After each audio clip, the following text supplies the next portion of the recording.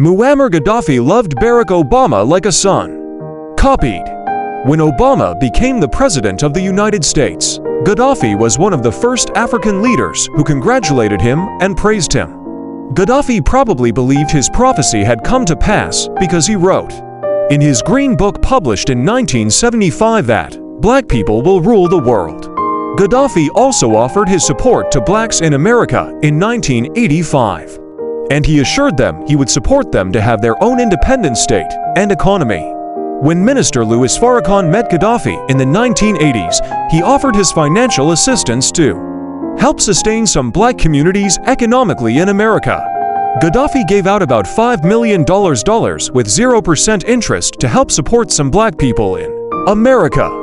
Gaddafi stood by South Africans during their fight against apartheid regime in South Africa. He supported them militarily, morally, and financially. He supported every single black liberation movement in Africa and in the diaspora. Muammar Gaddafi upholds the legacy of the father of Pan-Africanism and the first Prime Minister of Ghana, Dr.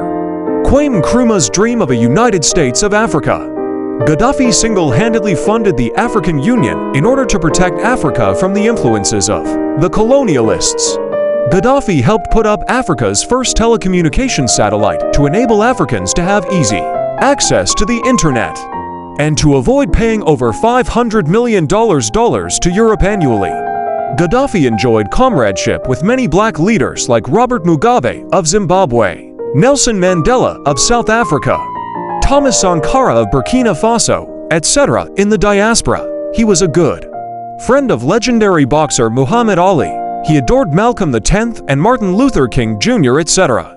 Gaddafi accused the United Nations during the 2009 summit for not doing proper investigation, nor prosecuting those who were involved in the assassination of Martin Luther King Jr. During the United Nations UN summit in 2009, Gaddafi once again formally congratulated Obama and praised him and even called him son. We true Libyans cannot measure nor count the blessings, love, and opportunities Gaddafi showered on us. We didn't let him. We loved him and still do. The Western media told damnable lies about Gaddafi and Libya in 2011. Our voices were not heard. We were not given the chance to tell our own stories.